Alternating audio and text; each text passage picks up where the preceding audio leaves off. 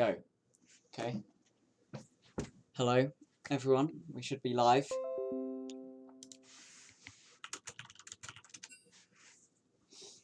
And we're here for the finals. Go. Of British Esports Championships. And this will be Bridgewater, BTC, against Hills Road, or Cretn, as they are in this game. And we're going into pick and ban now.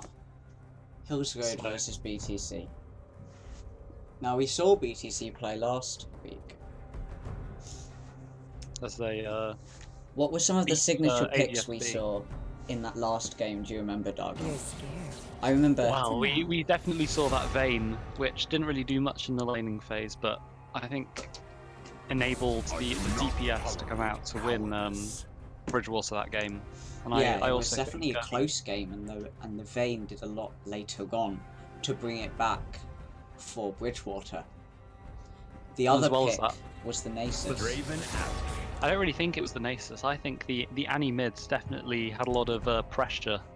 Didn't really let the Fed Vilfire go in on his signature Xayah pick. And didn't really allow AGSB to capitalise on any mistakes made by Bridgewater. Yeah, the Annie was able to play those team fights immaculately, especially later on in the game, and able to stop people like Vilfire from doing any damage with those Tibber stuns. My list just got longer. So now we see some bot lane focused bans coming out, with the Pyke, Draven and Kaisar being taken off the field.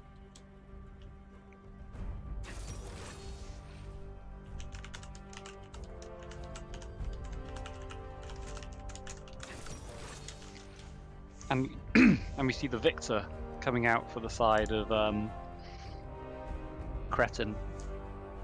An interesting pick, a lot of late game DPS, and in fact burst. In fact, Victor just does a lot of damage in the late game.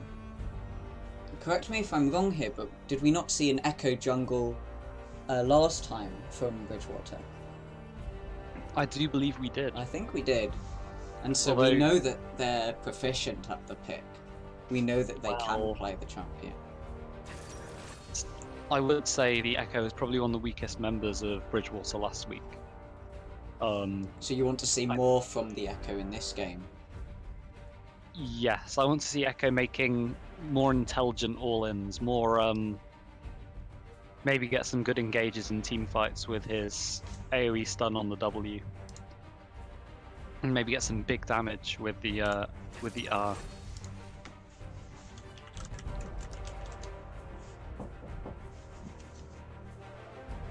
So now a Morgana pick to round out the pick phase, or the first pick phase even. And now we're getting into the second ban phase. Bridgewater coming in. I recommend skipping. Lulu gone. Definitely think that the matchup on whatever matchup that Cretn decide to pick, Bridgewater's very poke oriented, Absolutely livid.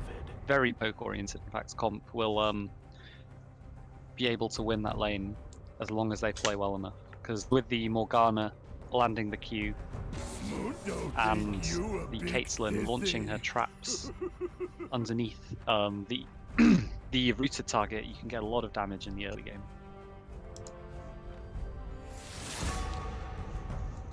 As we get to the last ban of the ban phase, we see who is it that Cretn are really scared of. And as they ban out the Vi, we actually see that signature Narcissus pick from Bridgewater. They've got the Narcissus, they've got the Echo. They don't have the Vayne, but they have got some roots of what we saw last game. And now we have to ask, is it going to go a similar way to last game? Of course, that Nautilus there to protect the Jinx, to just allow her to early on just farm up, get strong, and hopefully be the thing from Cretn's point of view, that is able to get rid of things like the Nasus. So we have actually seen some Rise nerfs coming out this patch, the classic post-Worlds Rise nerfs, to bring him down to a respectable power level after they buffed him up to sell the Championship Rise skins. I think obviously he's still a very strong pick, but I think Nasus might have a bit more of a chance with these with the Q-based damage nerfs compared to last patch.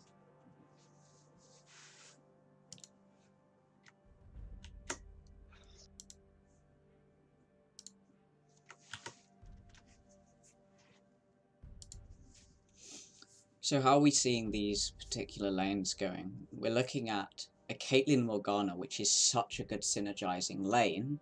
Obviously, you were mentioning before about the traps going on top of that Dark Binding from Morgana. But then, on the other hand, you've got a Jinx and Nautilus, and those are two very strong champions individually. It's going to be decided, I think, a lot by cases such as a Dark Shield from Morgana to prevent the hook from Nautilus, and if that hook does hit, then that's a one trade for Jinx and Nautilus. But if this Morgana is proficient enough to be able to see these hooks coming in advance and use that shield, then that means that then the Nautilus Jinx lane has lost its primary form of engage, and it cannot engage in the trades that it wants to, and they have to play more reactionary to then what Morgana and Caitlyn want to do with perhaps the Dark Binding trap, any subsequent damage that Caitlyn might want to do with the Piltover Peacemaker or the net, for instance. So I think I want to take a step back from the champion picks just for a bit to look at the rankings of both teams. So obviously both teams must be quite proficient to get this far in the tournament. However, we see on the side of Cretn, they have 2 diamonds and a platinum player. So and that compared to the gold and silver players on the sides of Bridgewater. We'll see if the difference in micro ability makes a significant impact on this game. Well, yeah, we're seeing champs like Nunu and Nautilus for that strong engage in team fights, and you can then see the Jinx following up in these team fights, and if these players of Diamond and Platinum ability have such good map awareness to be able to engage these fights, and then equally have good micro play to be able to carry these fights, let's say it's a 3v3, then we should be able to see a win from Cretn. But then if the champions from Bridgewater are able to synergize together, which they certainly can, but are the players able to take advantage of these synergies? If they can do that, then they can certainly stop Cretn from trying to get an advantage and then running away with that advantage. I think I should definitely be focused towards the top lane, because not only is that where the quite a one-sided matchup in the Rise Nasus is, it's also one of the biggest differences in rank. So the Diamond 1 Rise versus the Silver Nasus, I think we'll just see whether Nasus is able to cling on to his life, in fact, in that lane, or whether Rise will just run away with his advantages. And that Rise is top lane, you have reason to believe. Well, I think the Rise top is definitely a strong pick into Nasus, and it would make much sense to pick something so easily counter-pickable as the Victor top. And that Nasus, I think, I remember from last game against AGSB, the Nasus actually was in deficit in the early levels to the... Sorry, I can't remember what the champion was that AGSB had picked in that situation, but he certainly was able to get a couple early kills onto that Nasus as the spectator delay ends.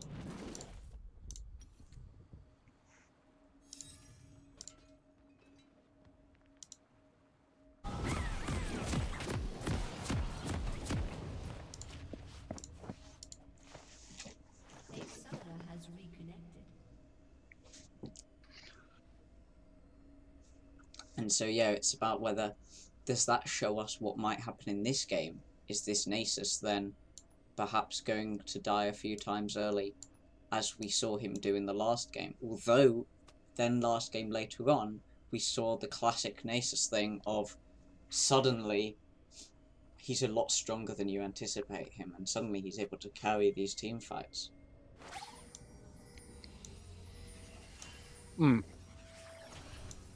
So now we're going to see if we see any level 1 shenanigans. And it looks like all 5 members of Cretn are moving into that bot side jungle, maybe trying to get an early advantage. Because I think definitely a first blood on any of these champs could really start snowball, especially the Nunu.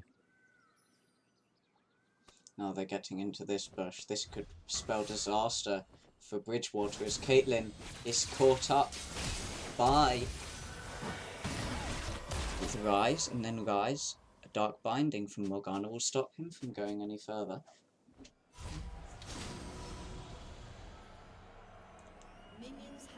Rise has to back there, but overall that is a net positive win for Cretn. They've used up the flash from Rise. But then that's a healer and a flash used by the Caitlyn from Bridgewater.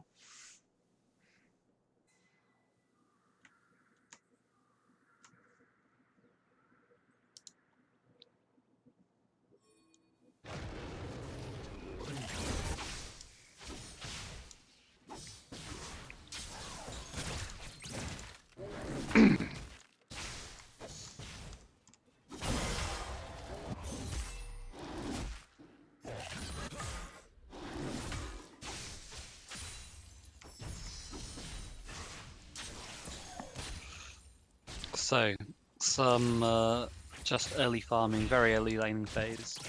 I don't think we can really talk much about what's going on in these lanes.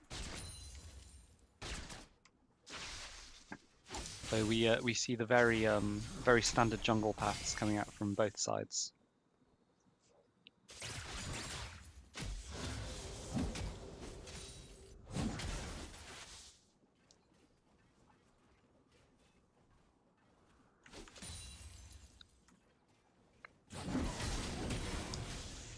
Bit of damage coming out from the Rise as he gets the level 2 first before the Nasus, able to capitalise on that XP advantage.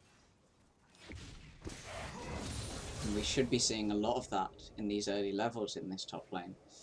This Rise is trying to get as much damage down onto this Nasus. Nasus down to about a third health.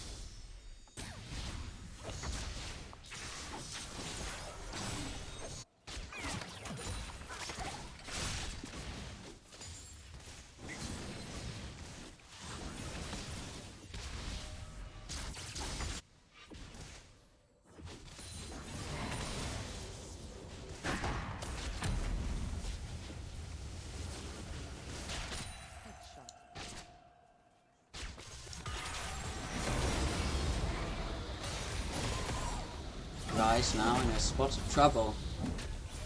Nunu comes to help him, and Rise might just get out of here. This might be first blood onto Nasus.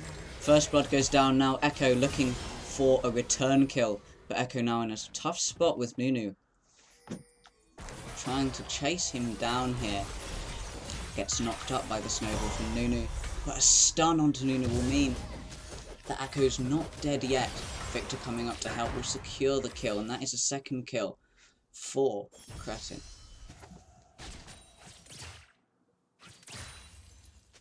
So we see the kills not coming out from the and in the bot lane we almost see the Jinx dying to a dark binding from the Morgana. However, managed to get out with heal.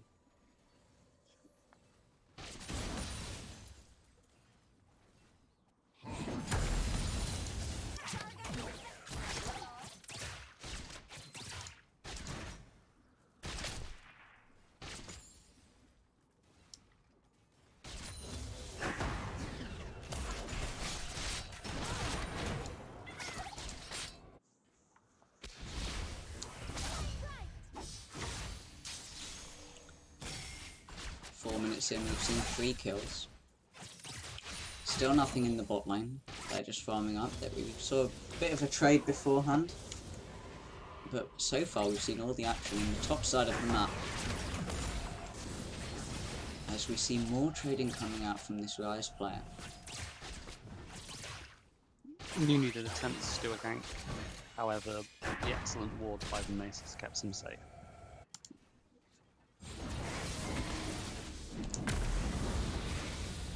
Wither from Nasus used just in a desperate attempt to stop him from getting as much damage down to him as Rise does want to deal. Dark Binding will not find its target in the bot lane.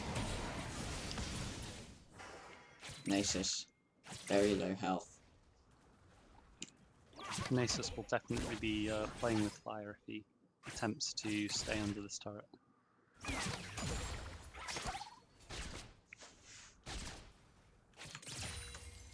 It looks like he will concede the turret damage in order to hold on to his life.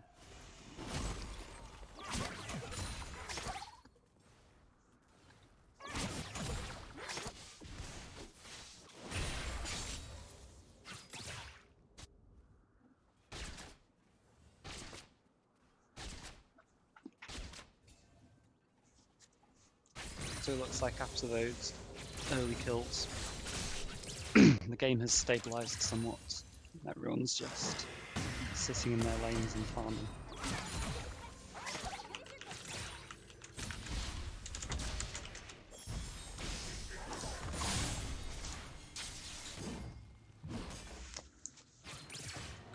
Now Cretn positioning around this Ocean Drake. Just getting some early vision down there and preventing the vision from Bridgewater.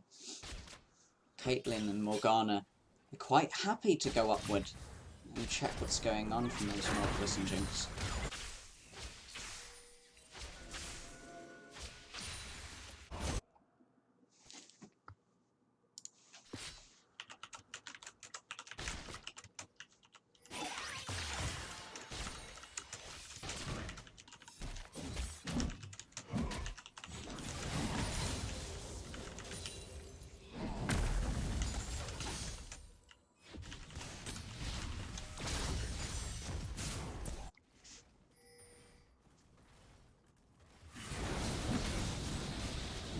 More trading going on to this Nasus from this Rise. I'm surprised actually that we're now 7.5 minutes into this game, and although Rise has been getting consistently good trades onto this Nasus, he actually still hasn't got a kill.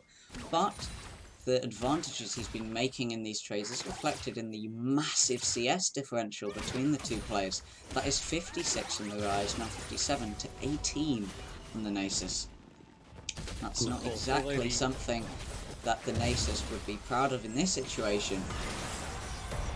And if you remember, around 15 minions is worth 1 kill, or around about that, as more trading coming out in the top lane, and now in the bottom side jungle. This is a death onto the Nunu, sorry, and that's 2 kills for Bridgewater to even out the lead. But Cretn have a stun onto Victor, might give them their 3rd, as Victor, unfortunately, wrong time and wrong place for him. Nasus struggling under the tower top lane. It looks like BTC is going to secure this Ocean Drake. And they do. And I think that's really the strength of having such a strong early game with the Echo and the Lux. They're able to just take those trades, get those kills, and take objectives like the Ocean Drake. It's certainly unfortunate for Cretn's side, who were setting up around there earlier, but now this might be a bad spot for Morgana. A flash from Caitlyn will stop the Jinx from being able to use that rocket onto her. And that's just a dead Nautilus. Nautilus goes a bit too far. Nasus, meanwhile, just being bullied on the turret, as he has been this whole game. 27 to 74 CS in this top lane. So we'll see whether the top lane really affects this game. It seems like although they've both given a kill to the other team. They're quite content to just sit idly by in the top lane, farm up, and get ready for the mid game where they'll both be very, very strong, high damage carries. Yeah, what I've seen is Cretn have been looking like, as we were saying before the game, they're trying to get these advantages. They had more kills early on as Nasus didn't find more of the damage from the Rise. They got some early advantages, and then they tried to capitalise on those, and they tried to set up for their future snowball.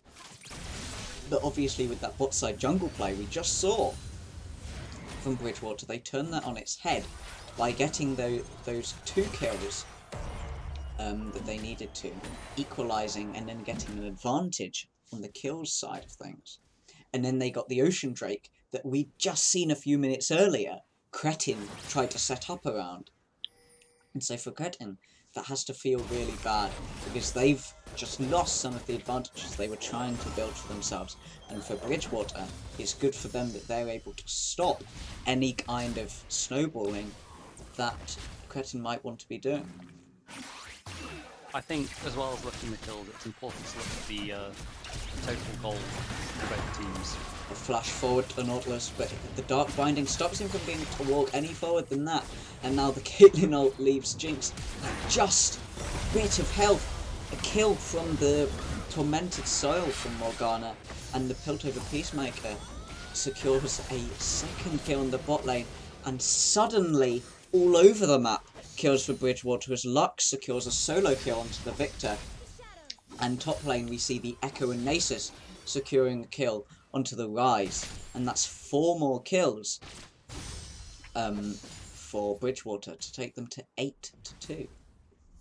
I think that's just goes to show the strength of an early game comp, being able to make these plays all over the map and get very good reward for all of them. Lux getting a kill, and now moving into the hit that turret plating. A lot of map control and power over to the side of Bridgewater.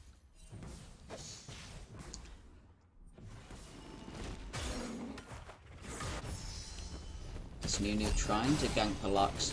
Barrier used perhaps a bit early from Lux will mean that she has to use the flash to be able to get away from the death ray from Victor. And a bit of a consolation for the Nunu and for the Victor, as now this Echo in a tough spot has to use the ultimate to get away. The Chrono Break might save him here, as damage from the Victor going down on the Echo. Not enough to secure a kill from Cretn, but certainly enough to give themselves the pressure that they want to be able to push up on that tower in the mid lane. I'd say that's very unfortunate for the Nasus.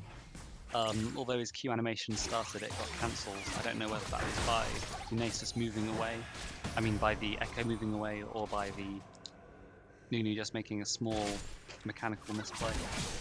Either way, just a tiny bit of damage off getting killed. Now Caitlyn in a bit of trouble. The Nautilus hook will find its mark on the Morgana, and I'm afraid that is a dead Morgana for Bridgewater.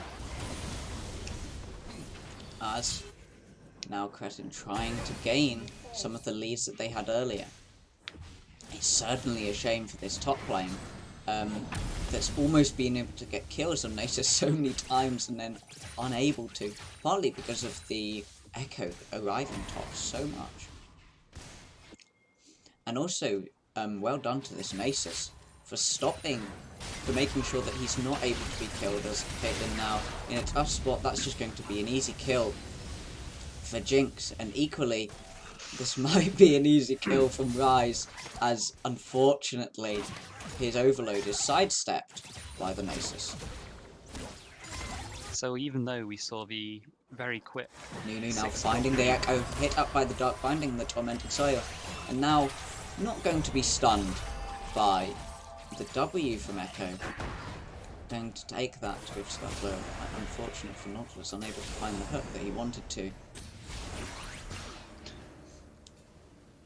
And as I was saying, I think the even though this Rise hasn't been able to get all these kills, just being able to effectively zone the Nasus off getting his Q stacks as well as being able to hit the turret and actually knock the turret down, just shows advantages in other ways than... Yeah, it certainly is. It certainly is advantages as Echo now trying to engage upon this Nautilus. Nautilus getting out with the hook, but unfortunately the movement speed for Echo means that he can't go far. And that's a kill onto the Nautilus. Echo now forced to use the Chrono Break. That's just going to be a kill onto Jinx. And a kill onto the Nautilus and the Nunu. So that is 3 more kills for Bridgewater. It's just kills, kills, kills. There's 15 kills in this game in just as many minutes. Now Mountain Drake is going to be contested. Rise just misses getting hit by the bindings from both Lux and from Morgana. I think we're seeing the scary reality of having a Fed Echo and a Fed Lux on the same team. The Lux being able to put so much crowd control and also so much damage out with the R. And this Fed Echo just being able to stick onto the squishy carries of Cretn. Yeah, this Echo is certainly doing more than we saw him do last game, like you wanted to see. I would say this Echo's been up and down the map, really trying to make plays. And it's surprising to me that so many members of Bridgewater at the moment just have kills that you wouldn't expect them to. This Lux is 3-0 and 2. And that's mostly just from random kind of solo kills, random ultimates. Hook from Nautilus will find the Morgana. Morgana now in a tough spot. But unfortunately, no kills. A kill actually from the Jinx onto the Morgana will enable her to get a second one onto Caitlyn, so that's actually a net positive. Well, not a net positive, that's definitely a positive for Cretn, as they now get some consolation from some of the earlier deficit they found themselves in. Chaos Storm from Victor.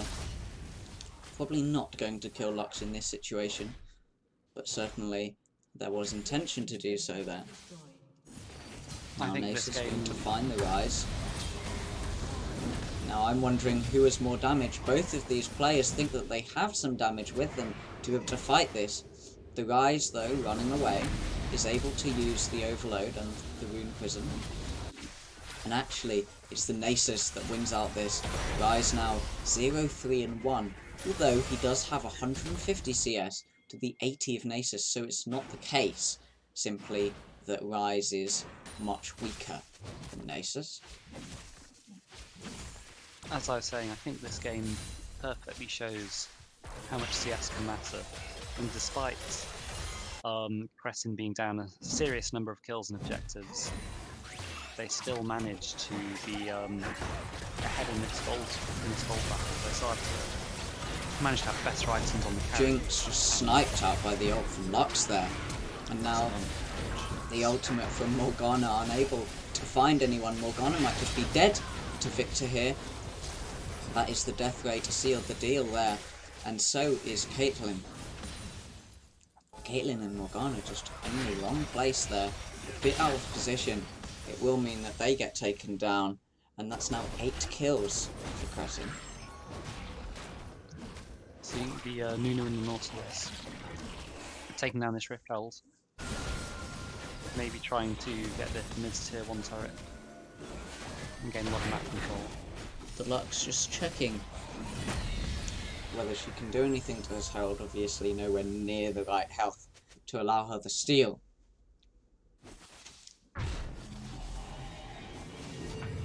Certainly now with the Herald on the Nunu, we can see Cretn try to start pushing up some of these towers, some of these tier 2 towers, to open up the next stage of the game now. So we're seeing the Infernal Drake coming in about a minute. We'll have to see whether Nunu will prioritise getting these turrets with his Eye of the Herald, or whether they'll attempt to get Drake control and Now Nasus fancying his chances as round 2 of this Nasus versus Rise solo matchup. Rise just going to ult out, and unfortunately for Nasus, he's unable to find the kill there. Ultimates used on both sides of the Nasus and Rise matchup there.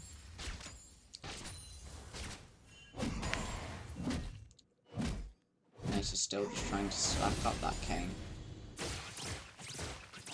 And isn't it interesting, actually, how Cretn have 3 towers, and Bridgewater's still not able to find a single tower, and therefore we find a gold advantage for Cretn. I think this game is definitely an example of the superior micro players versus the superior macro players.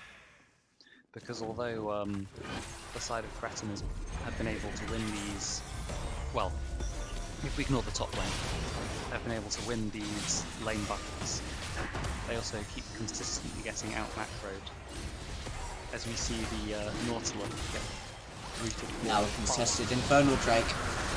The red team does take, sorry, Bridgewater does take the dragon, but unfortunately they might just get wiped here by Cretn. Cretn already found 2 members of Bridgewater. That's a 3rd onto the Jinx, and now Caitlyn running for her life. I don't think Caitlyn's going to be able to find anything here, although Jinx does die to that last auto attack from Caitlyn. But Jinx now is going to be very fed. 6, 4 and 4. Yes, I understand there are 4 deaths there, but now it's the 6 kills and 160 CS onto this Jinx is actually going to mean that that is a force to be reckoned with. And meanwhile, in the top lane, Nasus gets the first tower of the game for Bridgewater. And we see, despite it being 20 minutes, Nasus only has 300 stacks, which is not particularly good going. You'd want to have about 500 stacks at this point if you were playing an even lane. So, despite the Rise having died 3 times, he's definitely doing something right in this top lane matchup for the Nasus to be so far behind in stacks.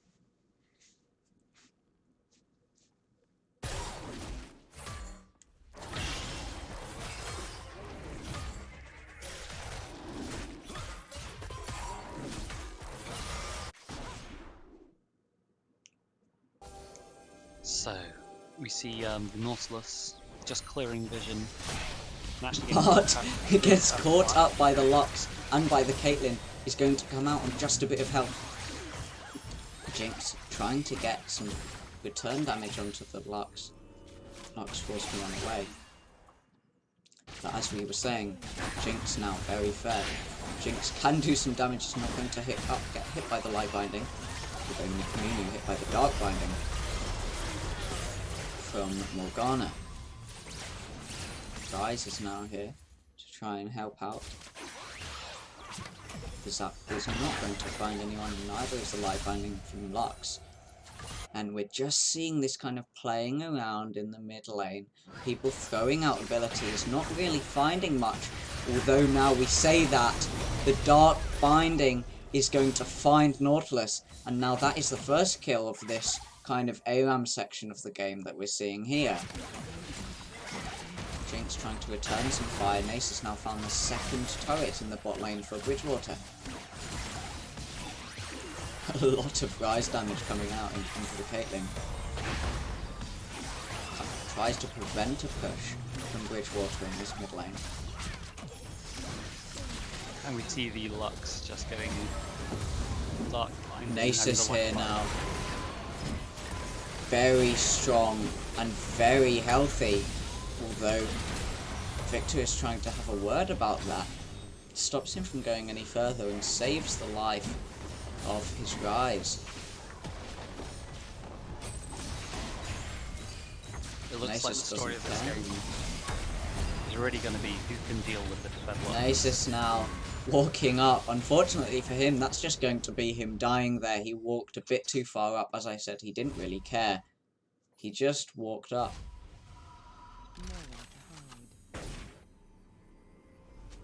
Yes, I think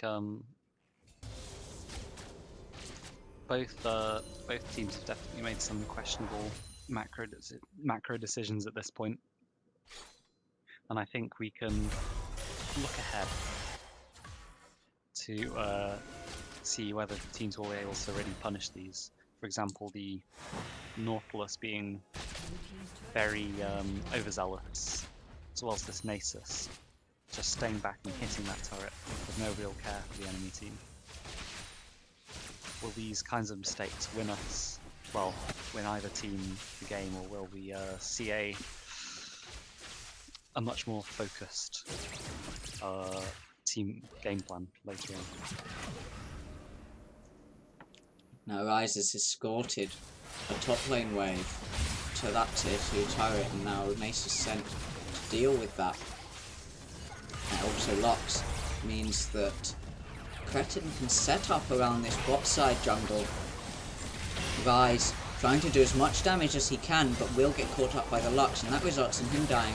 Lux also equally in a bad position. This means Lux dies.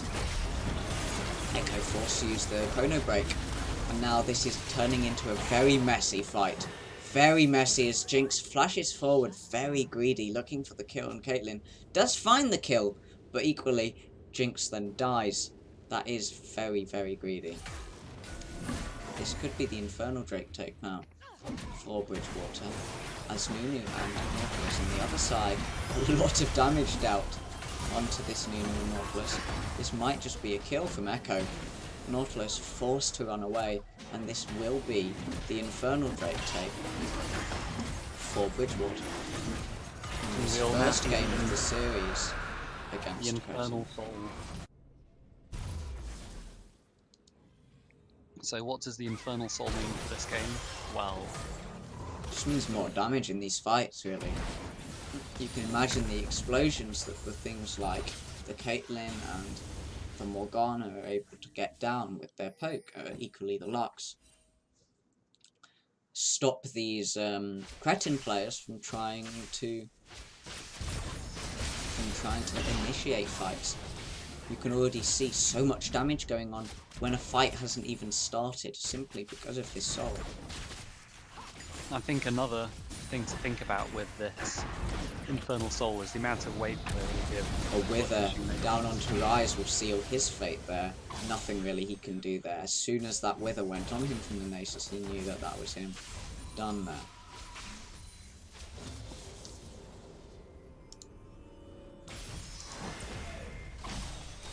See the team starting to position around this Baron, and actually the Nasus and Caitlyn have started it already.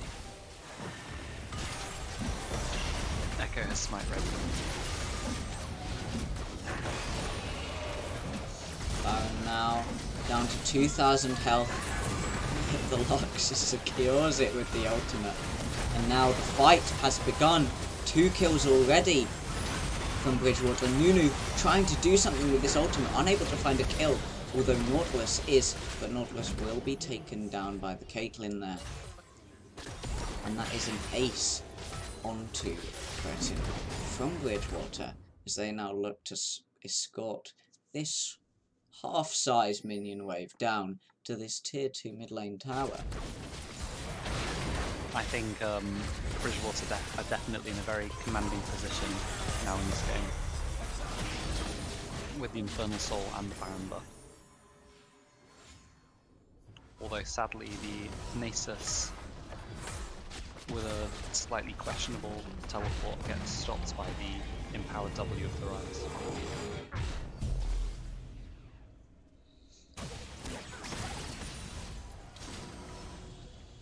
Echo is now 10-2 and can really look to try and one-shot anyone he wants to. And equally with the Lux, with the 8-3 Lux, anytime she gets a binding down, we know that Lux then gets a kill. Even onto the tankier members of this team like the Nautilus, which is something you've really got to look out for if you're on the side of Cretn.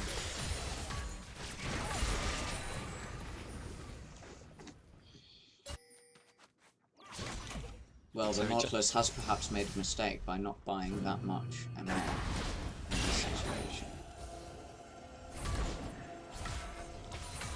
With things like the Echo and the Lux doing so much. Then you've also got to look at this 3-item Caitlyn with the Infinity Edge completed. She's also going to be doing an exceptionally high amount of damage, so maybe the armor pick is focused more on that.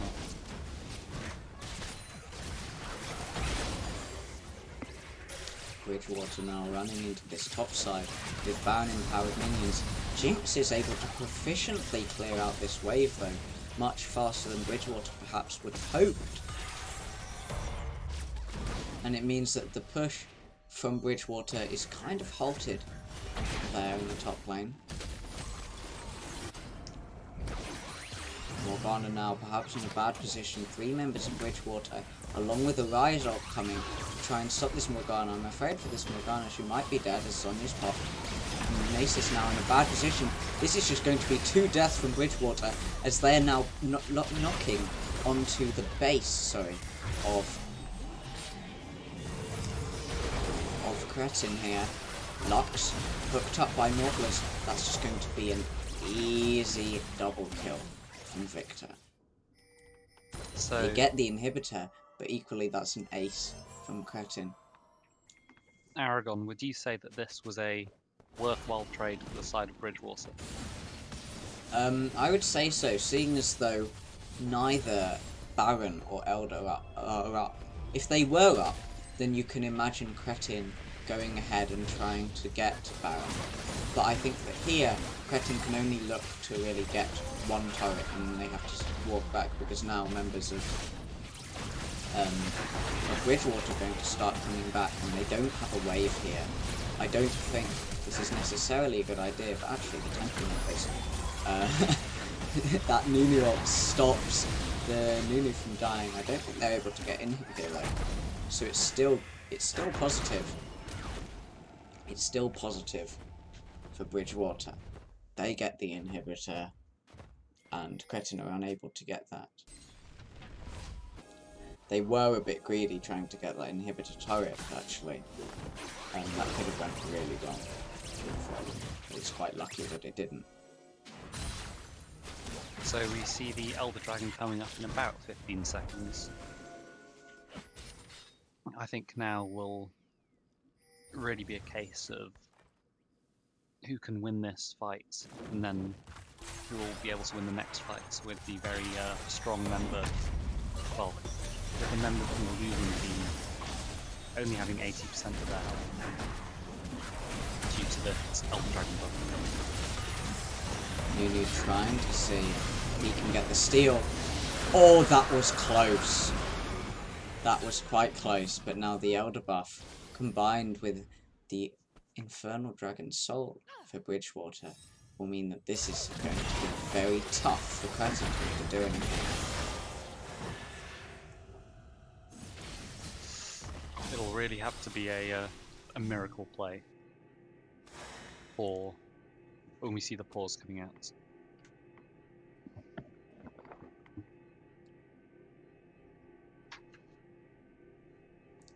This pause won't be too long. It's literally just for the school to stop the computers from turning off at 5 o'clock.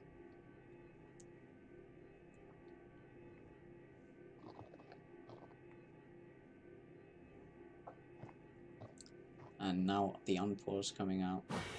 As I said, just a few seconds. Morgana already very low health from this Jinx. This Jinx is very fed, but the Echo gets first kill. Echo forced to use Chrono Break to stop himself dying. Nace is getting the kill onto 2 members of Cretn. Now that's an ace. And Bridgewater now just going to run into the base of Cretn, and I'm afraid there's nothing this Nunu can do. The ultimate, he tries, but he's going to be killed by the Elder Dragon, and this is going to be game 1 taken by Bridgewater in this best of 3 finals of British Esports Championship. What kind of adjustments do you think the side of Cretn will have to make for next game? Because I have to say, even though they had a very small, admittedly, but an early lead, they really just weren't able to convert it into the victory for this game.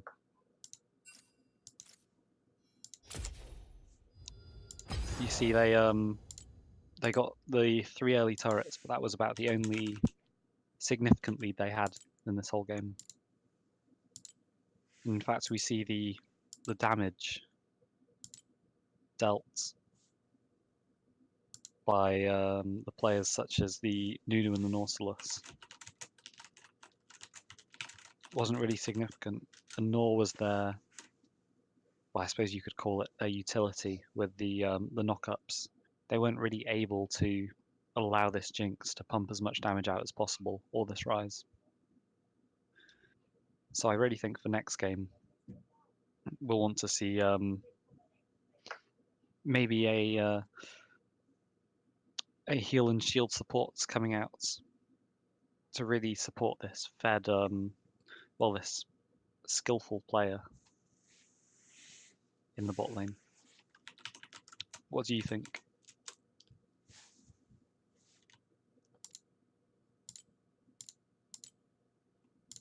Aragon?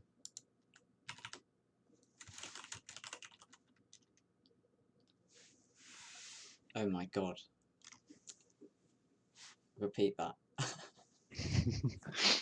Sorry about that. Okay. What do you think? What kind of adjustments do you think the side of Cretn are going to have to make for next game? Cretn, I think that actually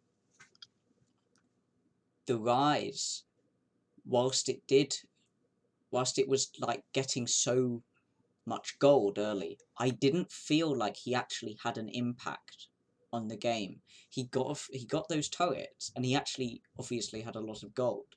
But I feel like for that gold that he should have had a bigger impact. He wasn't carrying team fights like we saw the Jinx doing. And so I don't think that the Rise was necessarily a bad pick, but I think this Rise has to try and have an impact in some of these fights. Equally, I feel like the Victor was perhaps getting killed too much by Lux, just seemingly randomly.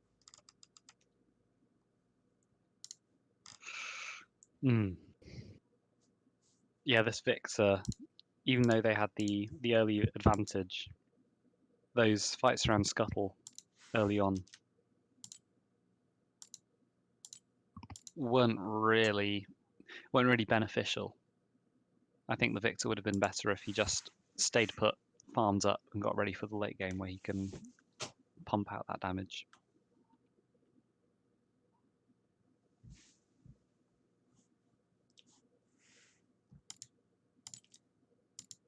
Sorry, I'm just waiting for this lobby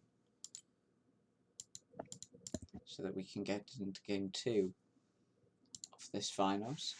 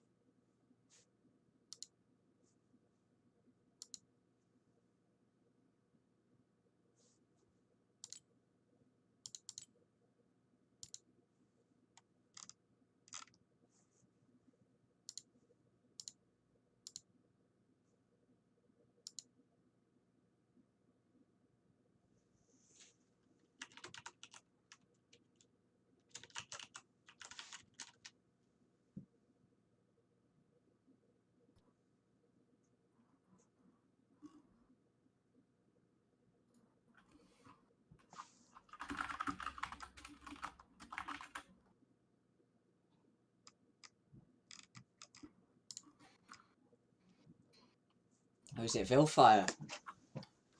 me.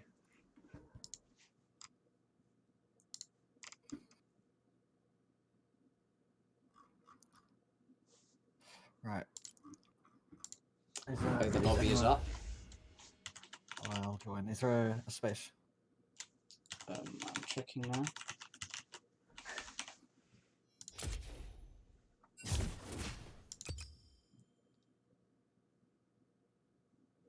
There should be.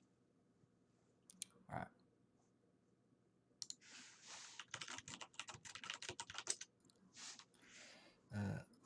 Opening league now.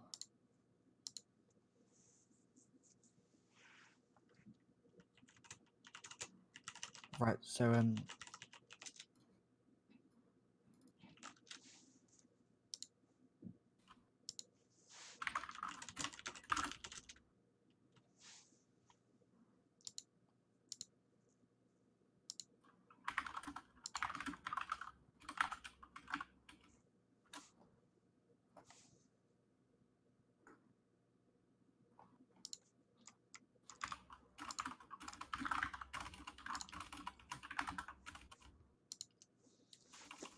Okay, so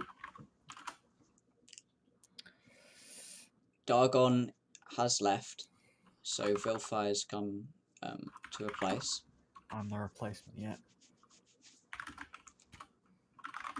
I'm excited to cast my first game. Well, hello, boys. Hello.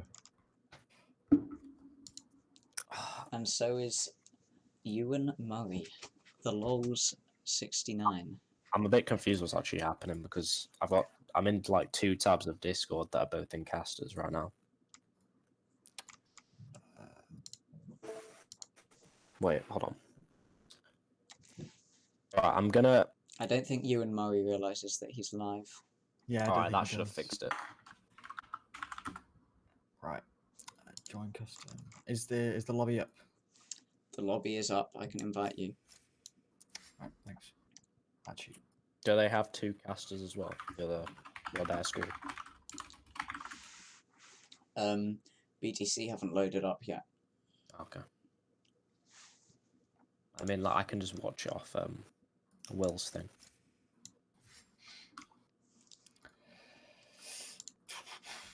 Should I join the invite or? You can until perhaps they say that we don't have the space. Okay. I'll just join and ask.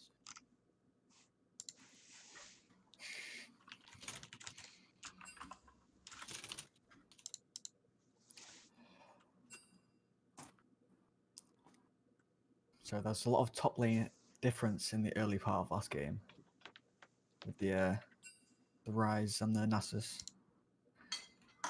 going at each other, and the Rise normally winning in the trades. And yet it meant so little for the outcome of the Yeah. game. And in the end, Nasus just got to the point where no one could really challenge. In fact, such a similar situation to the AGSB versus Bridgewater game that we saw last week. Sadly, that is true. Becomes basically just an unkillable Yeah. champion that just can run anyone down and just kill them instantly with his Q. Wait. So do they need that spectator spot or not? Don't know. I don't think that. Did you leave it? Yeah, because I asked in the chat, did they need it? And the guy just said just for a quick sec. Yeah, I so don't know that if they he's could just- change teams. Now you can come back.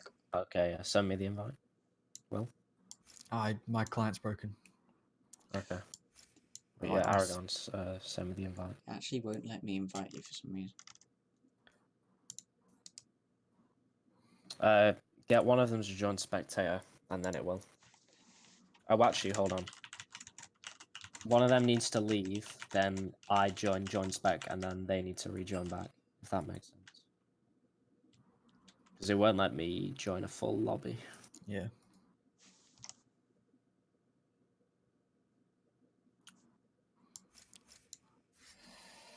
No, he needs to, like, fully leave, because we can't swap.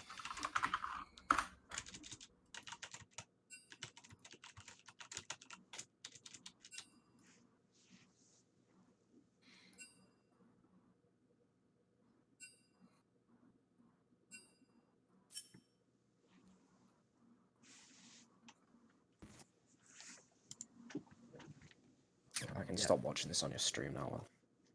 Yeah, I'll turn it off. Okay.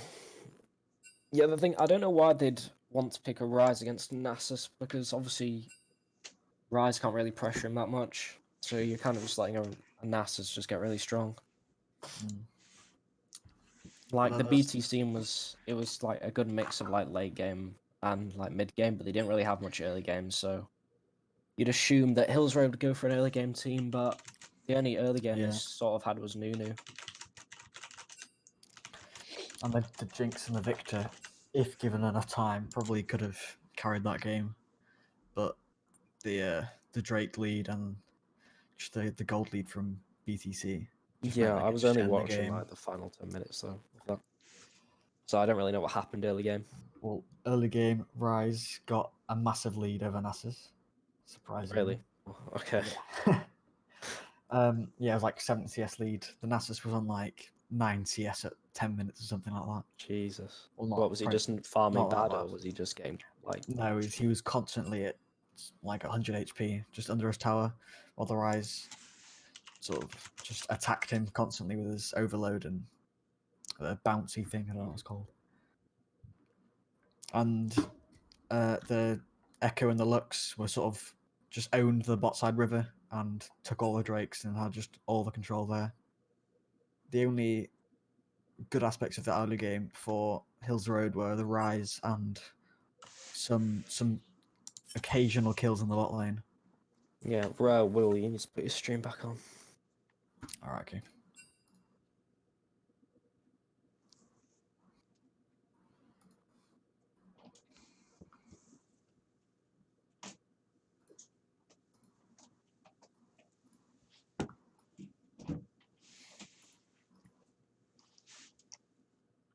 Okay, we should be starting pick ban in just a minute or so.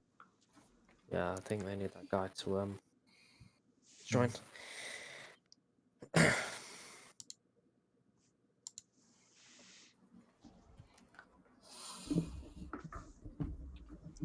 There's a massive rank difference in this game. The two diamonds on Hills Road side, but BTC still managed to Yeah, get game one, which was I think surprising for all of us really. because Hills Road beat Farnborough, which had Which had like 3 or 4 diamonds, didn't they? yeah. I think BTC just played better as a team overall. Yeah, especially in the early game or on the bot side. There was a few moments, especially when BTC took that trade for the inhibitor, top inhibitor, where it sort of felt like Cretn or Hills Road had a chance to come back.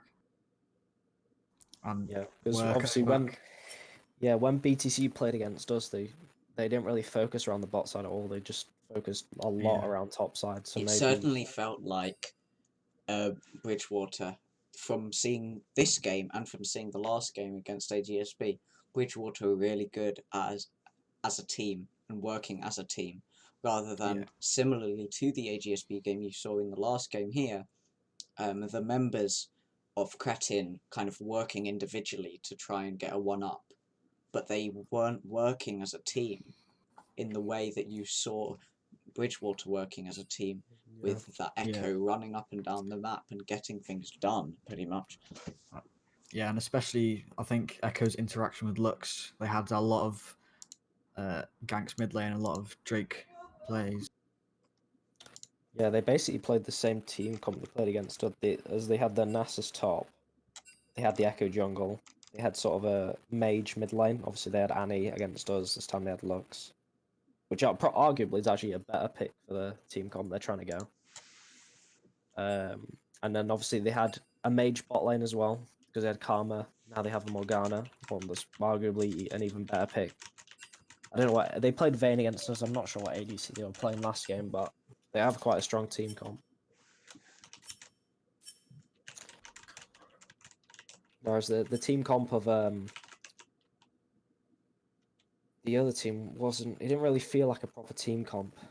It just felt like obviously they were good solo queue champions, but they didn't have much synergy. Yeah. What's happening here? They're switching lobbies. No, they're just switching around their order, their pick Oh, order. okay. Which is a bit of a strange thing to do, seeing as though you can pick in any order. Yeah, I think I'm watching draft in the last game. They weren't picking each other's champions. They were just picking their own champions. Did we scrim against Hills Road? Will? We did scrum against Hills Road, and it didn't go very well. Yeah. I can't remember playing against any of these guys. I just remember playing against A4 Magnum. That's the only guy I remember playing against. Yeah, Obviously, when he played, he was playing them. against. He was their top laner, wasn't he? Yeah, I think so. No, he's jungle. I think they might have changed a player. Yeah, I think they have. Last game, though, Hog Dog was playing support, and this game they've got Lotta Thotta. Okay, well, we've got into pick ban now, and we see Obviously, an they have. initial Darius ban If he's on the Bridgewater. substitute list, he can just swap him when he wants, can't he? Yeah. Just got longer. Maybe a tactical substitution, trying to get back in this series. You would love to stay in the void.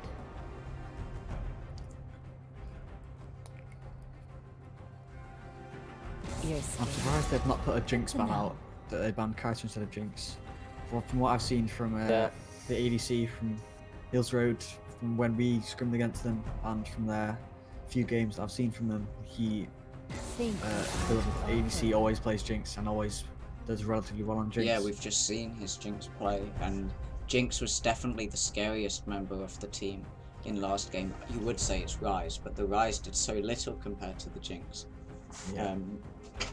The Jinx posed the greatest threat in turning the game for Cretn. Now the Surprised pick that phase we didn't see an starts. Echo ban. Echo Yeah, carried that last game pretty hard. Yeah, but the Nasus ban They against... favour the Nasus ban there. Yeah, and I think from again what we've seen of top laner for Bridgewater, he's only played Nasus and exclusively played Nasus. And that might Hills Road may be thinking that he's their lowest ranking player. If we target ban his Nasus, then he'll be put onto a much weaker champion because he can't play a champion as well. Yeah. Much easier for the Diamond one top to exploit.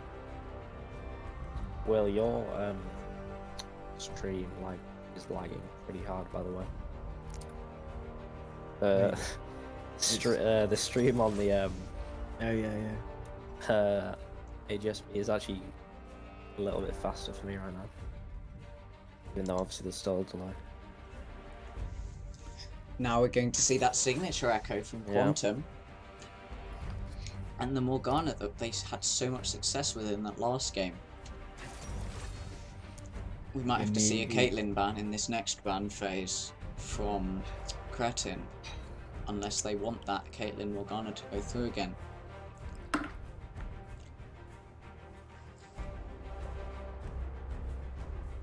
Quite interesting actually here, if they go for the Ashe pick, a lot of utility there with Ashen and Mumu, and they'll be relying on that Fizz for certain picks.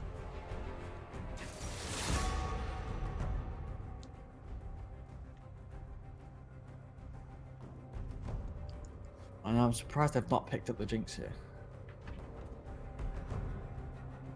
Jinx was what I would think he would pick, but But all my lifetimes would have brightened your day. I think the stream will probably fix itself once we actually get into game. I think it just Be struggles. careful, my friend. yeah.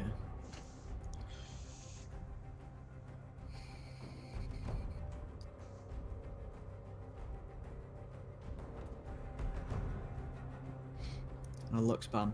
I'm surprised you'd actually ban Lux, because Fizz is even though obviously the Lux did do quite well the last game, Fizz is quite a big counter to Lux in many ways, so I'm absolutely livid. it could really cause her problems, but just getting her out of the game. And the lads obviously target banning their mid laner. Another Monday ban. I think we saw that We did see that in the last draft.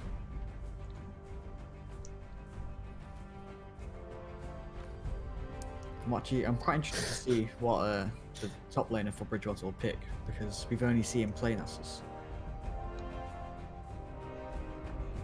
In fact, it's quite interesting then that they banned the Mundo, because you can imagine if he's only playing Nasus, Mundo might be a comfort pick for him also.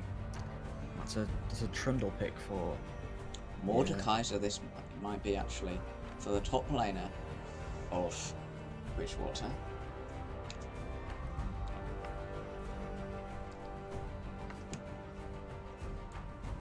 Or an on, actually, to enable that Draven to be that much stronger with the Ornn items, obviously later on.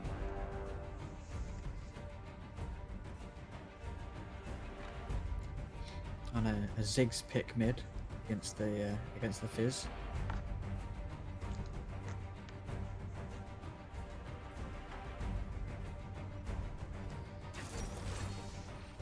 Our last pick, Karma. That's an interesting pick. You could have a few problems there.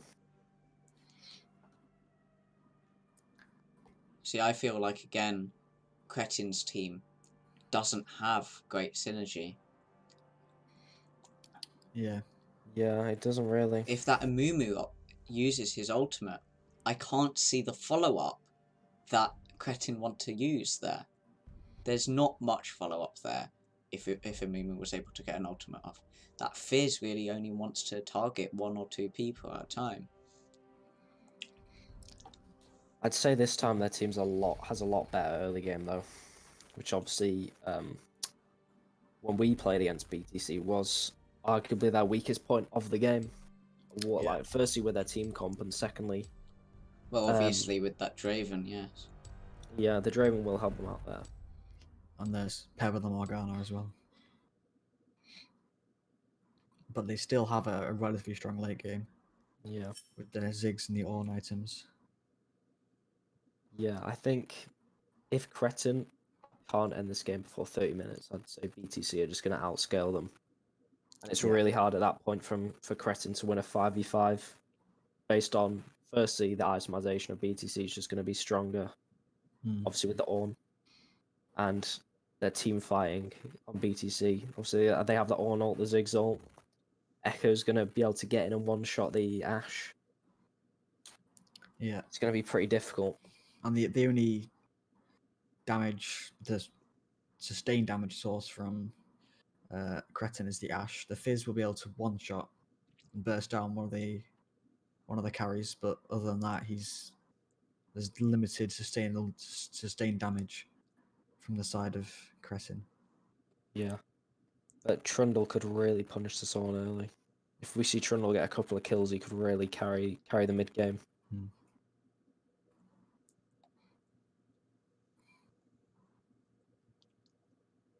And especially for things like Drakes, obviously if Hillsborough managed to get like all of the first 4 Drakes because their jungle or their mid is so far ahead, it could actually even out the late game a bit, especially if it's, you know, Infernal Soul or maybe Mountain Soul.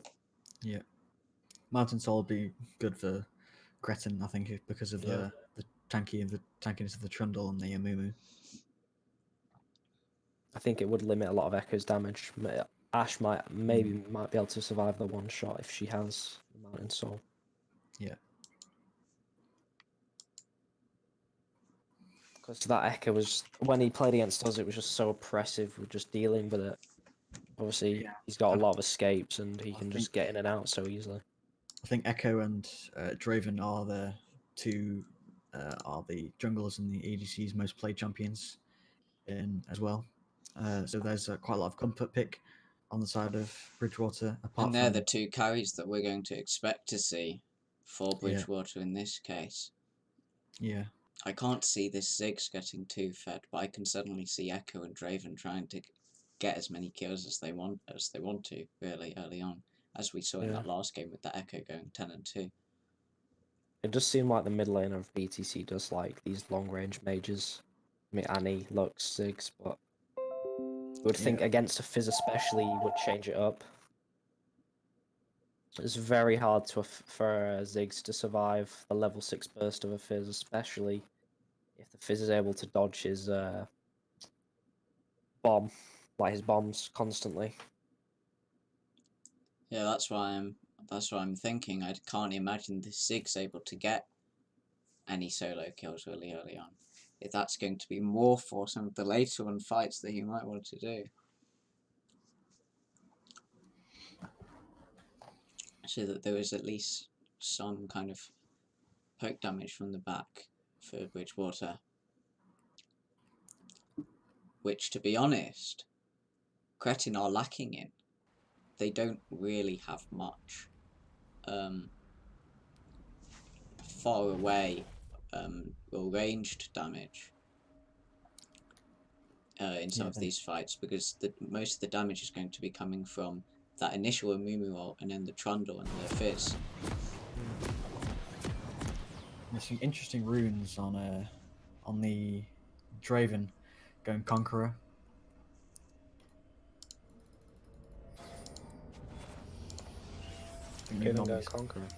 Normally expect to press the attack on the Draven, or from my experience of playing Draven. Yeah, I think press attack is a good pick on Draven at the moment. 30 seconds until minions spawn. And no invades like last game. Trundle not buying any items. Yeah, that's a interesting play from the Diamond 1 top laner. Yeah.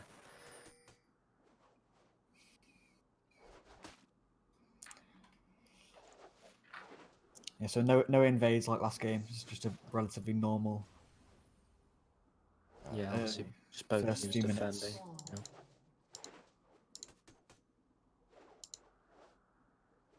Oh, but It looks like they're going for a late invade now.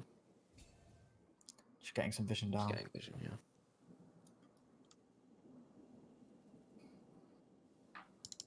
Is that just a glitch, or is Trundle actually not bought anything? I think Trundle might have forgot to buy. Yeah, Luke's trying to get the early poke on Fizz. When he has the advantage, try get him low. Get him low enough early, he can obviously he'll have a more difficult time engaging on the Ziggs.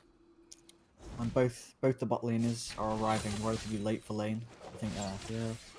both Obviously they gave pretty hefty leashes both sides. Draven misses 2 of the first farm, which really delays his level 2.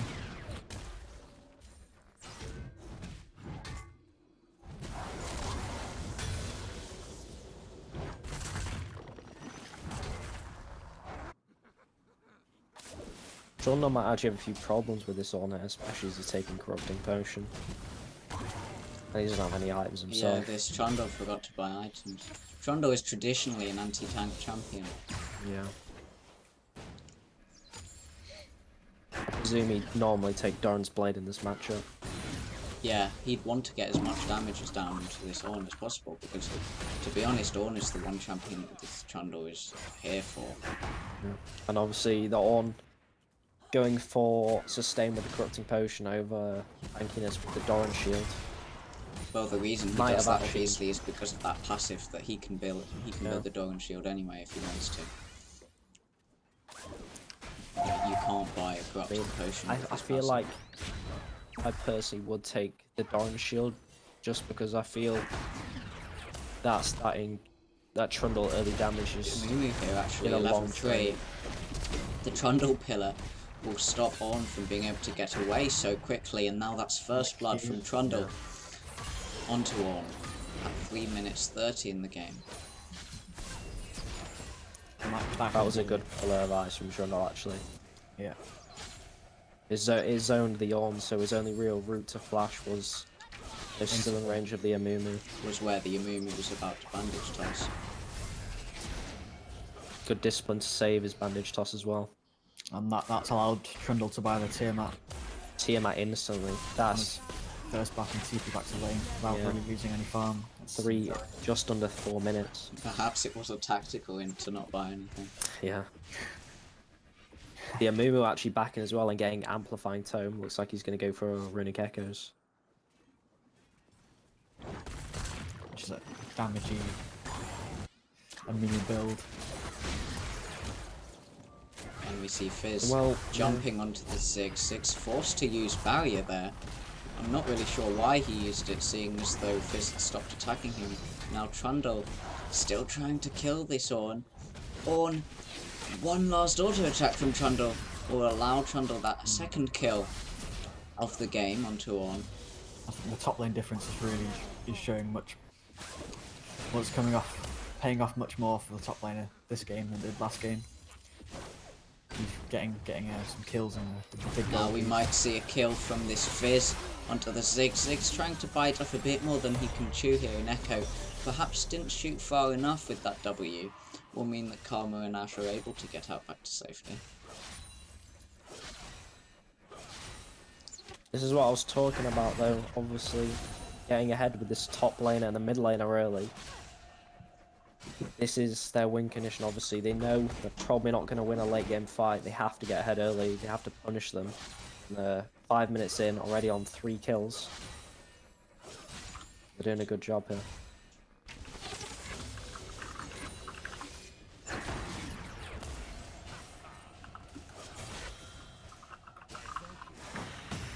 A 1.5k gold lead at 5 minutes is quite large, especially in a game like this. Trundle actually able to buy a Sheen as well now. Yeah, this Trundle is very strong, especially compared to the Ornn only getting the Ruby Crystal. Yeah. There's a level difference on the Trundle as well. And Fizz going in for an all-in.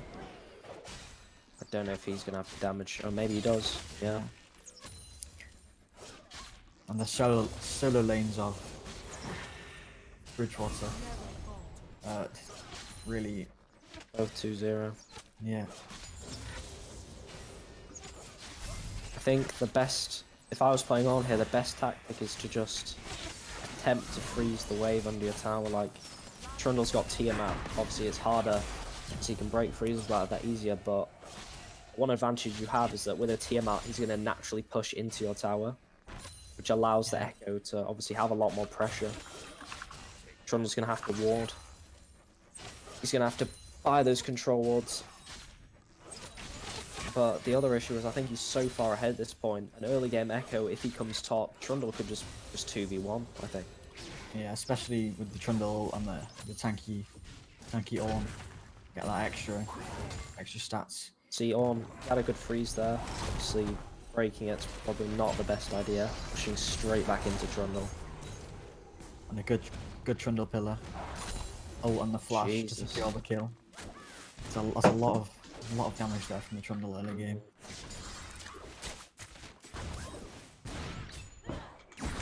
The God lead just getting bigger now. Nearly over 2k. This is what I was talking about as well at mid. The Ziggs were really going to have trouble against a Fizz. Yeah, it's quite a 21 CS gold lead for the Fizz. And 2 kills as well. I mean, Fizz you can just wait him out. Like, Ziggs is going to be forced to use so much of his mana just to stop the Fizz from engaging and just to CS. That eventually, you know, Fizz can just go in without even worrying about Ziggs being able to use his abilities. And so you can just trade with his cooldowns and just really punish him. Yeah, and the only saving grace for BTC in this game really is the bot lane. They have a CS lead and a kill and an assist on this the bot lane. Draven. This Draven could try and get to be quite strong and a nuisance for Cretn as we get later into the game, and Cretn find that they're perhaps lacking in damage from an ADC if this Ashe isn't able to pick up some early damage items.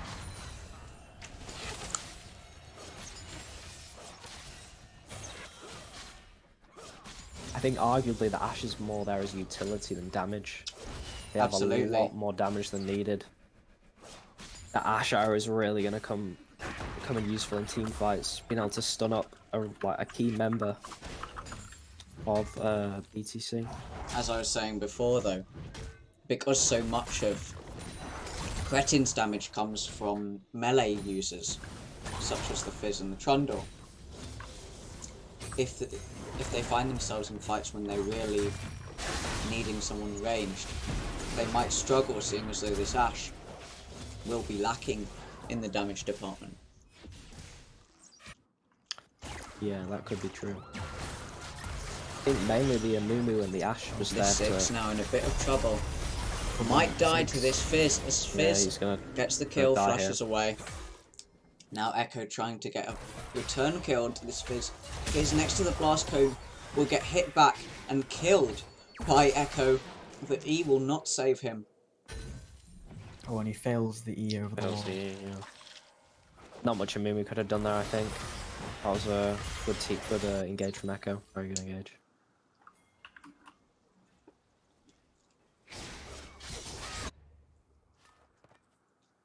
That was just a risky from the Ashe. A very quick and kill from this Draven, which means he's able to cash in there on some of his stacks.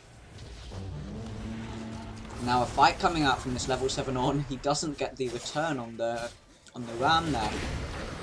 But Amumu is going to be dead anyway there. Chrono break from Echo, just to ensure that he doesn't die to any unforeseen damage from Cretn. Now Bridgewater positioning around this Drake here. Trundle gets hooked up by the Dark Binding from Morgana and unable to do anything. And this is what I was saying before, because if you get hit by a Dark Binding from Morgana, because they're relying on so much melee damage, it can prevent so much damage from coming out from their side. The Fizz ult is going to find the Draven, and that's going to be a dead Draven to the Fizz. Fizz now looking for a second kill, perhaps into this Ornn who's next to the Drake. Ornn forced to flash out. Now Drake might be able to be taken by Cretn. It gets taken by the Echo, but he dies first, and now Amumu finally getting this last one onto this Ziggs, just running away but unable to get out of harm's way there from the Fizz. And overall now 9 kills onto Cretn, but Drake is taken as consolation by that Echo. And that's a very scrappy fight from both sides. And it really, the solo lane difference has just been cancelled out again, like last game, by the team play of Bridgewater. You can't imagine that fight went the way that either of the teams really wanted it to. Yeah, overall that was definitely worth for BTC. They reduced the gold lead of Hills Road by a substantial amount. It was around 2.5k before, now it's only 1.3, 1.2 actually. And they do in the end secure the Drake. Obviously Echo getting 2 kills, that's going to put him... no, sorry, got 1 because he had a kill earlier. But obviously that's going to really allow him to carry, which is what he wants to be doing. But on the other hand, Fizz, I don't know, a few more kills in that fight. 5 kills. And a large CS lead over the Ziggs. He's now in a very strong position. I mean, arguably that just shows the value of team play in these games. I think overall, BTC played as a team there a lot better. A questionable ult there from Fizz in the mid lane.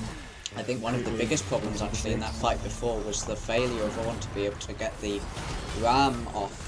But he does get the Ram off back here, and now this might spell the end for Trundle here. Trundle trying to do as much as he can. The Chrono Break from Echo will not grant Trundle that kill, and now Trundle running for his life will get hit by the E from the Echo, and now Draven getting some damage down to this bot lane.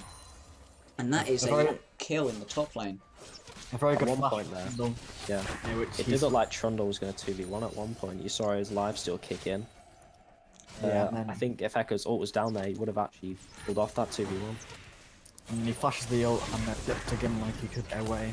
But I think if Trundle had Conqueror there, that could have went quite differently. Yeah, definitely. And maybe if Echo hadn't got those kills before, he wouldn't have got that Hextech Revolver, which obviously does a lot of extra damage to Trundle in that fight, and might not have had the damage. Echo's got another kill and puts him much further ahead. Obviously this CS lead starting to mount up here in the top lane. Yeah, 41 difference. Similar to last game. And in the mid lane as well. Yeah, I think there is a trend here for BTC to see this top laner perhaps fall behind early on. And I think without the Nasus, he's not necessarily going to be able to get back up ahead later on as he has in earlier games. This is going to be a kill onto Karma in the bot lane, as that ultimate from Draven ensures him that kill. Dark Binding onto Ashe will mean that Morgana's able to get the second with her Tormented Soil. Now that's 9 to 9 kills. Kills equalised from BTC there, getting a few quick kills in the bottom lane. 3, 1 and 4 now on Draven, and Draven has to start looking scary for Cretn. Yeah, It's especially actually going to even up the gold now as well. we got a 160. Gold Trundle first gets half. first turret here. Ornn running for his life. The Tiamat and the ultimate used from Trundle will mean that Ornn is probably going down here. Ornn running away, unable to get far away enough to let himself escape.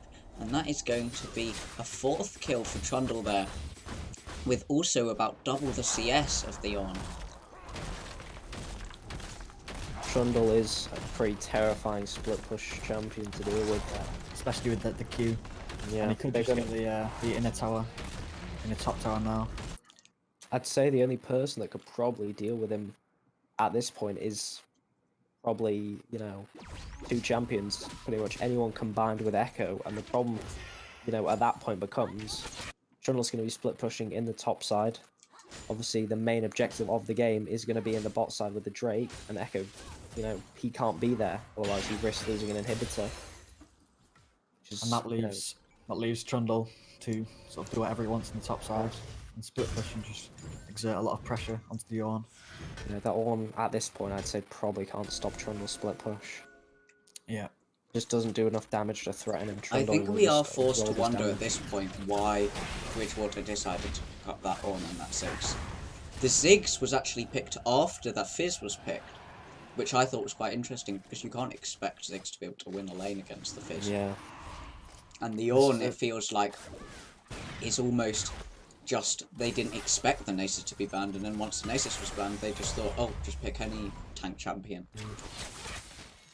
I think that sort of shows BTC's dedication to picking, you know, a good late game team comp that, you know, they know worked against us, worked in their other matches. Yeah. And I think this is a questionable executions calling buy from the Draven, as the Trundle is just going to be sitting and split pushing top. Yeah, and that's obviously not going to matter much against any other champion Yeah. on Hills Road. And Trundle now taking the Rift Herald. And Trundle Yeah. doesn't even have the lifesteal yet to prove a problem. Yeah, his only lifesteal is his passive, ult. isn't it? Yeah. It's his ult and his passive, yeah. But that's not, like, proved a problem yet in any of these fights. No. I think overall we're seeing, you know, better Dark macro Binding will play. find the Fizz, but Morgana unable to do anything else. No follow-up from her team. Fizz Yeah, we're uses the seeing better playful macro trickster over play the wall from, just to check if there's anything else for him to do. BTC. But better micro play from Hills Road, definitely. Yeah. And the Drake, Cloud Drake. Not another Dark Binding will find the Ashe. Ashe now forced to run away. Hit also by that Whirling Death from Draven. Yeah, that Now Draven we're will seeing a probably gonna push in the stop top Drake. lane towards that inhibitor tower, using the Rift Herald and this mega fed Trundle. That's that's going to be Exactly an what I was inhibitor talking tower about too. earlier. Obviously, Drake's up right now. 3 members down to 3 members, yeah. And now, That should be an easy A break. 4v2 Hills in the Road. bot side jungle. This Echo trying to do as much as And the possible. 4v2 fight. 2 kills onto Cretn, but BTC get those 2 kills as well. So that's a 2 for 2 actually in that bot side jungle. and a remarkably good fight for the Yeah, Echo 2 did. against the 4. Yeah, Echo That It should actually pretty somehow shows- went even. shows what an Echo can do when he Yeah, that gets put Echo ahead. definitely is doing a lot in this series. We just see the power of that Trundle. Exactly what I was saying, he's just forcing members of BTC away from the key objectives. It's just He really said- And now really this hard might to be do. a 5th kill onto this Trundle.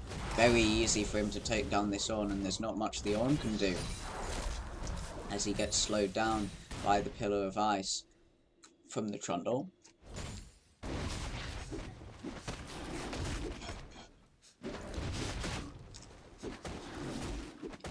is what I was saying as well. I feel like Echo is probably the only one that can deal with Trundle. We saw Ziggs, Ornn, and Morgana in that fight top lane against Trundle, and he didn't even die.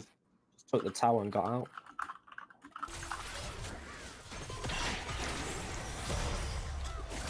Interestingly though, this Trundle's opted, sorry, as the Fizz jumps into the Ziggs, that's just going to be an easy solo kill into the Ziggs from the Fizz. But back to the Trundle's opted for a Titanic Hydra instead of the Ravenous. Personally, I would have went Ravenous there if I'm 5-2 and 1 as Trundle, and I'm fed. I think I want that lifesteal there. Yeah, I think the issue is, sorry, the benefit of the Titanic Hydra over Ravenous Hydra is obviously the increased tower damage and the increased health, which is gonna especially help him with the split push, is gonna appear even stronger, especially against the hard CC. Now Echo being dived under tower is forced to use the Chrono Break and the shield from his W to keep him alive here. It looks like Cretn don't want to go on with this dive, although Amumu uses the bandage toss and he's just going to be taken down by this Echo, aided by the Morgana. And now we've got both Karma and Ashe running away. They do get hit by the Whirling Death, and we've also got a flash from this Ziggs. He's running away, but he just gets killed by this Trundle, who does so much damage. This Draven might be able to get killed on this Trundle though, and that will be a huge shutdown into this Draven. This Draven is definitely going to start getting very scary as this game gets longer and longer, and he gets more items, especially when we see Ornn. He's already level 11, Ornn will soon get level 13, and he'll start being able to get some of these Ornn items down. Fizz, very low health from this Morgana, and he does hit the ultimate.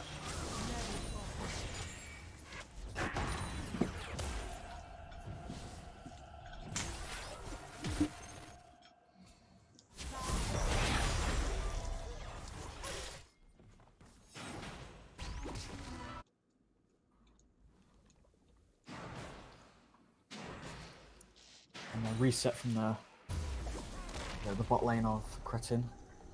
And if I was them, I'd start to look towards that mid tower, try and open up this map a bit more, take down that mid tower. Obviously they have a lot of top pressure, but not really in any of the lanes. Yeah. I'd say actually BTC. Now Echo looking to dive onto this Ashe is unable to find the kill, but the Chrono Break will bring him back to safety as they get that bottom lane tier 1 tower. And that's actually the first tower for BTC. We saw this last game actually as well. BTC were unable to get many towers early on, even if they had a lead. I think if I was Cretn in this Now situation, Amumu perhaps caught out here by the Morgana, or perhaps it's the other way round here as Karma roots up the Morgana. Morgana running for her life, and so is Ziggs. Now I wonder who dies here. I think it's probably the Amumu that dies to the Ornn here. As Echo looking for a kill onto Fizz.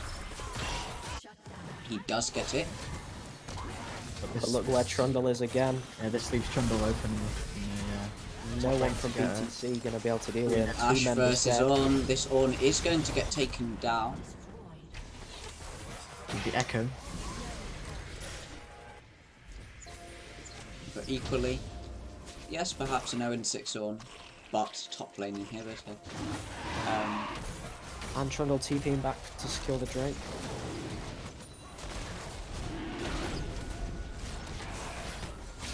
And this Infernal Drake is going to provide much more damage for the Fizz on the Ashe.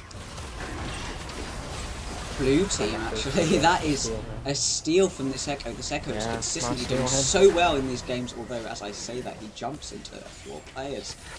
I wouldn't say that's his best moment of this series. That's 2 Drakes now for BTC. Ziggs just misses the Karma.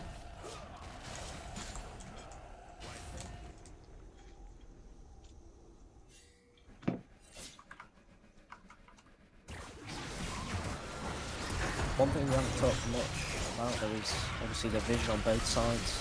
I'm not seeing a lot of vision overall. Obviously recent vision in the river for both sides, obviously with the Drake, but around the map Baron is looking like a possibility for both teams, and no vision in either topside jungle or in the topside river at all, except for the Trundle quad.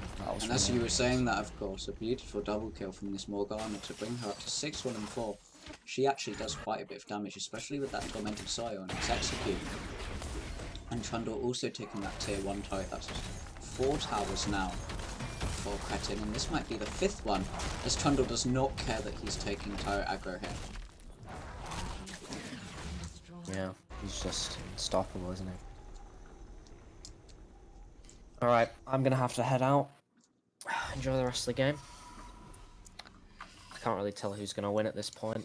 I'd say at the moment, probably Hills Road, assuming they can end the game before 30-35 minutes, but any longer than that, I'd say BTC have the advantage, so yeah, it's looking like it might be a long game. Alright, see you guys.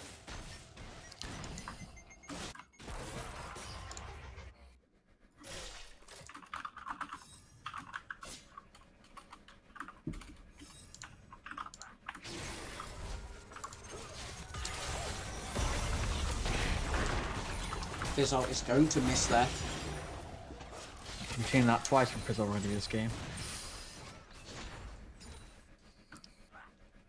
It's a 4-on-4 in the mid lane, and Ornn's collecting the wave top while Trundle is pressuring bot side now.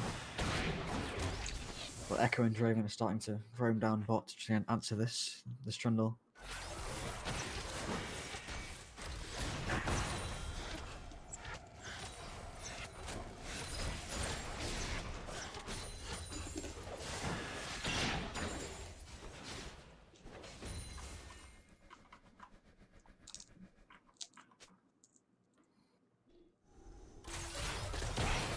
Now looking for this Trundle. I wonder if this Echo can actually do anything to him, or if he's just going to get a bit of damage off there, and he does run out.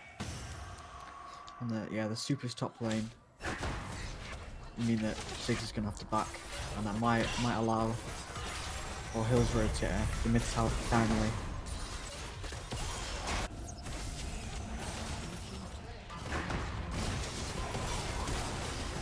Trundle perhaps caught out here. He's going to take the bars cone to safety. The Whirling Death will not find the Trundle, and Trundle then escapes. And now BTC in a bit of a tough position here. They get caught up by 4 members of Cretn, and now Cretn looking to try and get a few more kills. Unfortunately, the Ornn is just going to get taken out, and this Trundle coming out with a triple kill is perhaps going to start looking towards ending the game for Cretn here. That's a very big fight for Cretn. Trundle's going to headbutt and possibly take down the inhibitor turret and the inhibitor, while the Amumu and the Ashe are going to go mid and siege the mid lane. And the Super's top side are going to just apply back to the Nexus turrets. When they do this way.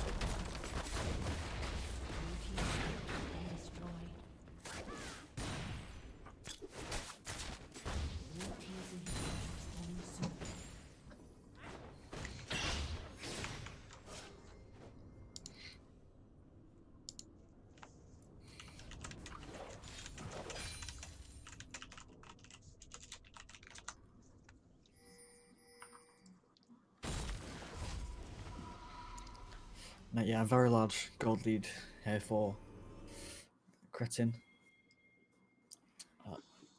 7,000 gold and an 1103 Trundle.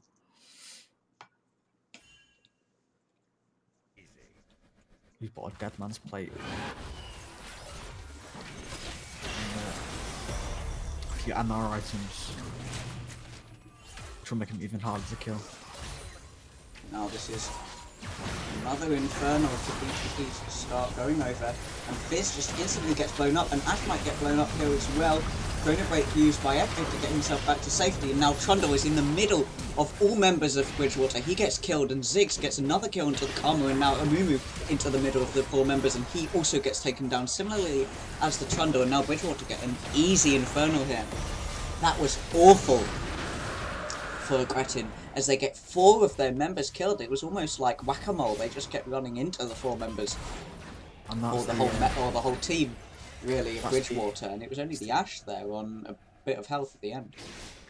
That's the Infernal Soul there, and possibly the Baron for Team B for Bridgewater. But This we've might seen be the turnaround for them.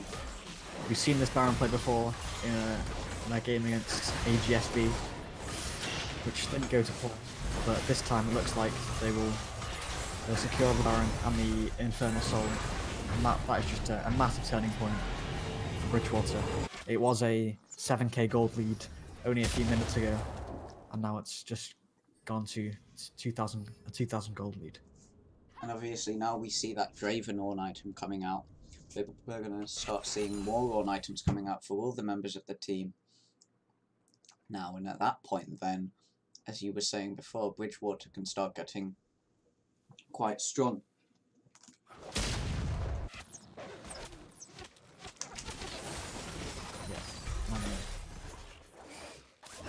The obligatory red buff pickup here for the Draven.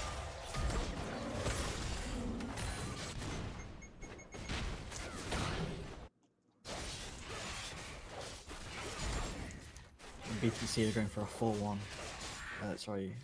Hills Road are going for a 4-1 here with Jungle on the bot lane, and 4 of them trying to push against the Baron minions in the mid lane.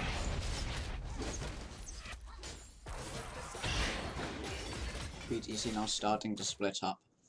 And it looks like Cretn is starting to go, 4 of them actually starting to go towards the top lane, perhaps just to start pushing that towards the inhibitor. I'm not sure where Karma is going though.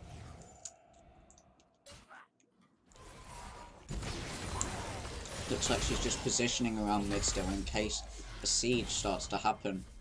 Yeah, and for all 5 members of BTC, A on the mid lane. It looks like we're already seeing a couple recalls coming out from BTC. They're going to take this mid lane turret and then they're probably going to back off. We might see Chrono Break here, which is going to save Echo only for a short while as he still gets taken down by the Ash there. Trundle unable to find any fortune in taking the bottom lane inhibitor. I think that's still a positive trade there for BTC.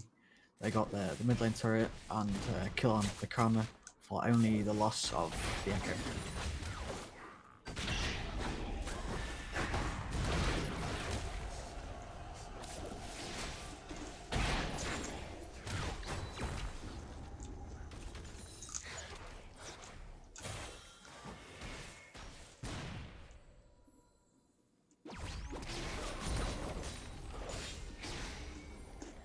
Yeah, and many more Ornn items coming through. There's 2 Ornn items on himself. There's one on the Draven and another one is on Morgana.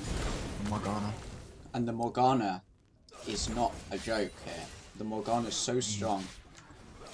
She probably does a similar amount of damage to the Ziggs rather. As a support. I wouldn't be surprised if she did more.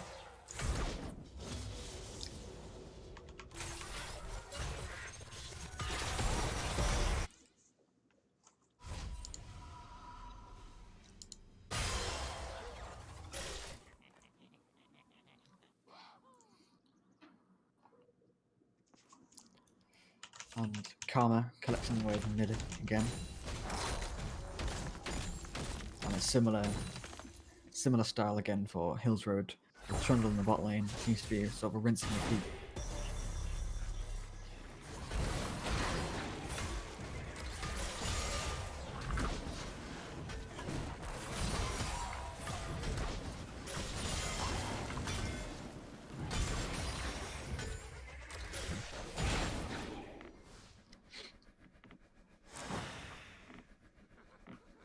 The gold lead has extended just slightly for Hills Road.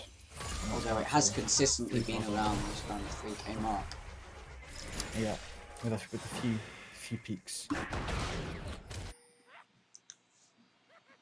Trundle might find the 6 here, and this is probably going to be a very, very quick kill. Unless... No, the barrier is not going to save Ziggs in this situation. Ziggs is going to get killed. Echo looking for the kill now on Trundle, but Trundle is too fast, especially with that Deadman's play. He's going to get out of that situation. Trundle just goes back to the bot lane, as I said before. Echo again looking for this. Morgana actually is standing still. That's actually a shame. It looks like Morgana's gone AFK. Yeah, Probably some Morgana issues. disconnected.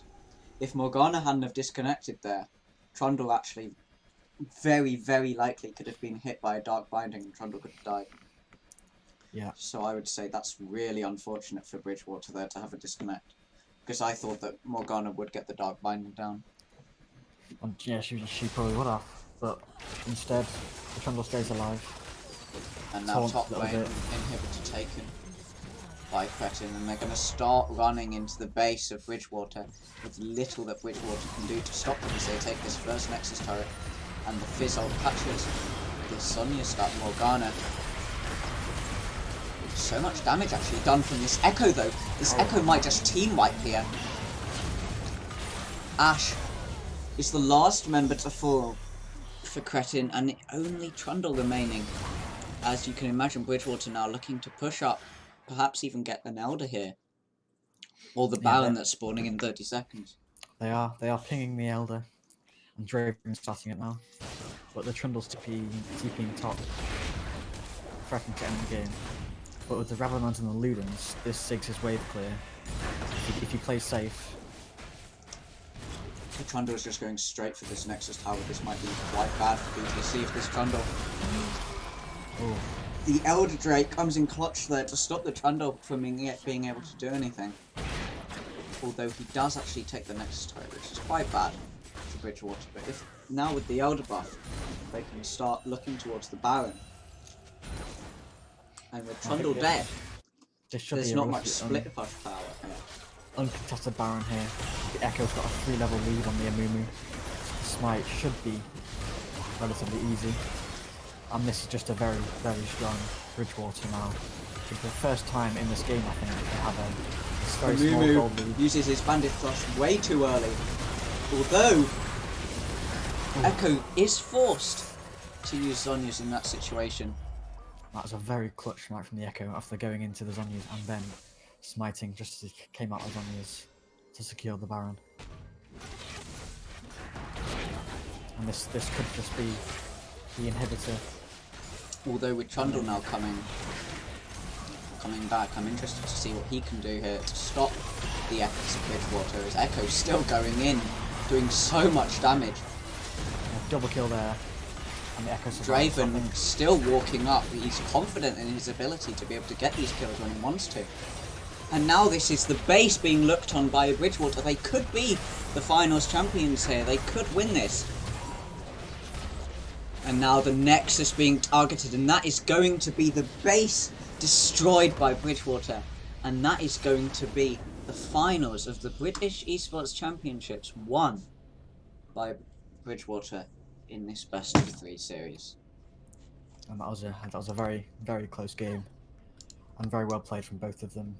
I was confident that Hills Road could have taken that game and could have won that game and tied the series, but a very good late game from the Echo and the Draven and the Morgana means that they claw back and they from the deficit and they win the series 2-0. You have to feel bad for Cretn here because they almost had that win. It was so close, but they were unable to close out the game fast enough, which is what we've actually seen time and time again with Bridgewater now. It is a trend where Bridgewater, it looks like their opponents could actually beat them earlier on, but then suddenly Bridgewater come online and they use their immaculate team play to be able to win the game. And so amazingly played by Bridgewater here to be able to win the series and to be able to win this season of the BEC. Yeah, and I think throughout BTC's season in season 3, they've shown just their teamwork is much better than their micro play, their macro. In this series, they secured almost all of the Drakes, apart from I think 1 or 2. And they got the Elder, they got the Baron, and just great team play all around. And I think Echo just deserves an honourable mention as probably the carry of this this final game here at least.